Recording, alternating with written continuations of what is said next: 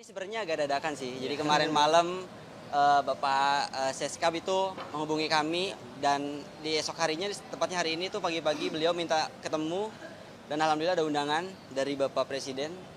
Eh, ya kita sedikit menceritakan tentang apa yang kita alami di lapangan seperti itu. Jadi beliau juga mengapresiasi apa yang sudah kami lakukan gitu terhadap semua langkah kecil yang sudah kami lakukan. Jadi harapannya mungkin ini bisa jadi motivasi tambahan untuk kami untuk terus bisa mengabdi pada negara ataupun republik ini, terutama di bidang persampahan. Harapannya dengan adanya undangan ini itu bisa menjadi contoh ataupun pengingat untuk seluruh pemuda yang ada di Indonesia agar bisa lebih aware, agar bisa lebih lagi peduli terhadap lingkungan, karena lingkungan juga yang memberikan kita kehidupan gitu. Jadi kita setelah ini ingin mencoba untuk memanfaatkan energical yang masih dipunyai oleh para pemuda Indonesia untuk lebih semangat lagi, untuk bisa lebih mencintai lingkungan lagi dan mengajak teman-teman sebayanya untuk kompak dalam mengatasi masalah sampah. Kira-kira demikian. Apa? Permintaan khusus dari Bapak Presiden terus berjalan, komitmen itu yang nomor satu tentunya. Beliau juga menyampaikan bahwasanya agar kita tidak lelah dengan apapun yang terjadi di depan nantinya, seperti itu.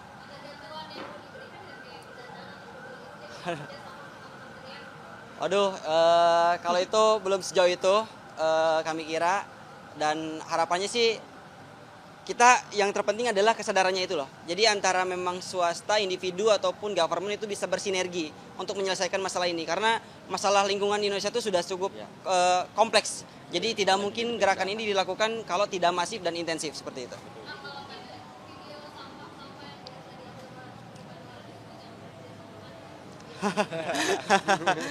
Ada yang expect, ada yang nggak expect gitu. Karena beliau juga tadi sempat cerita tentang masa mudanya, bahwa beliau juga sering berlatih di Sungai Ciliwung ya tadi kalau nggak salah, bahwa pada saat masa muda beliau sungainya masih pada bersih-bersih, sedangkan pada saat kita muda saat ini itu sungai udah hitam, berubah. Polusi sampah, polusi dari area komersil, industri dan lain sebagainya itu. Oh ya. Oh ya, itu salah satu diantaranya mungkin. Dan karena pada saat memang terjadi, saat ini kan sedang memang marak terjadi bencana banjir. Dan indikator utama banjir itu bukan hanya soal sampah, tapi ada alih fungsi saluran air. Itu jadi dua indikator utama kenapa banjir selalu melanda kota-kota besar, seperti itu. Jadi memang untuk menyelesaikan masalah ini butuh keseriusan dan sustainability. Jadi nggak bisa kita menyelesaikan hanya karena banjir gitu. Tidak banjir pun kita harus cegah itu sebetulnya. Seperti itu.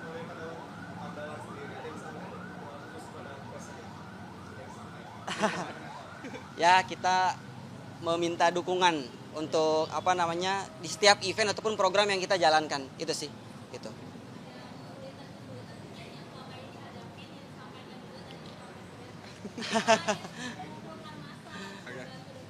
Ya, sudah ada beberapa poin yang kita sampaikan, kesulitan-kesulitan ataupun masalah-masalah yang selama ini kita alami di lapangan, kita coba sampaikan kepada beliau dan alhamdulillah hasilnya positif.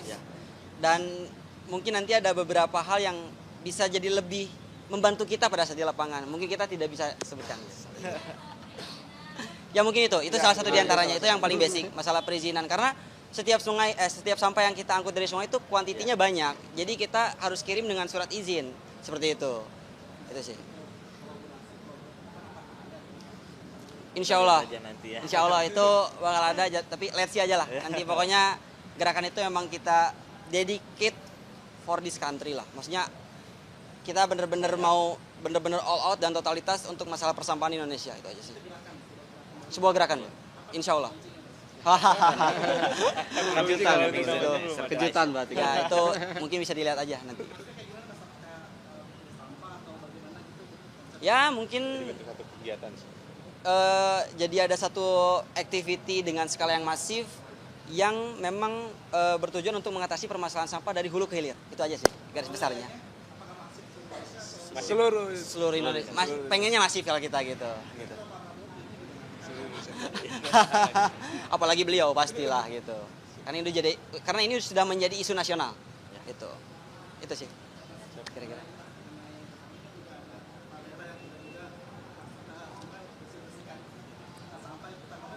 Itu bagus, luar biasa. Luar biasa.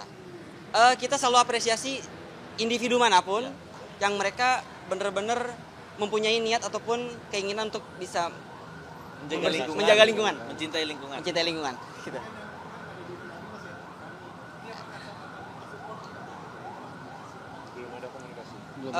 So far kita belum ada komunikasi, tapi mungkin harapannya ke depan bisa ada sinergi lah.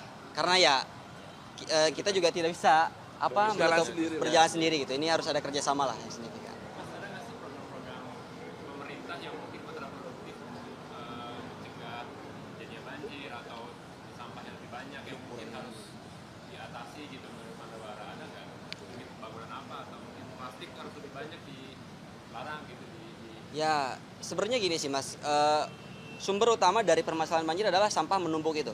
Kenapa sampah bisa menumpuk? Ya karena itu tadi masih banyak masyarakat Indonesia yang tidak disiplin. Mereka tidak bisa membedakan tong sampah sungai, pantai dan laut seperti itu. Itu adalah solusi yang akan kita ambil adalah bagaimana caranya kita bisa mengedukasi mereka untuk bisa pilih sampah dari rumah. Karena sejujurnya kalau misalkan sampahnya sudah terpilih dari rumah itu benar-benar tidak akan jadi permasalahan. Sampah tuntas seperti itu. Dan minimal kalau misalkan belum bisa mengurangi pengonsumsian sampah plastik, bijak dalam setelah pengonsumsian itu sih. Karena kalau untuk mengurangi pengonsumsian sampah plastik dalam waktu yang dekat, kita rasa itu mustahil. Kita realistis saja, plastik juga udah menjadi bahan utama lah dari berbagai macam komponen yang dibutuhkan oleh umat manusia pada saat ini gitu. Jadi untuk mengurangi plastik itu butuh waktu sebetulnya Mas, seperti itu. Semoga menjawab. Oke. Kebetulan aku dari tadi emang diamanahkan oleh teman-teman untuk berbicara gitu. Aku sendiri Gilang. Nama saya Agung. Aku Rafli. Aku sendiri Rifki. Aku Isan. Seperti itu. Sekian. Mungkin cukup. Terima kasih. Masih kakak-kakak.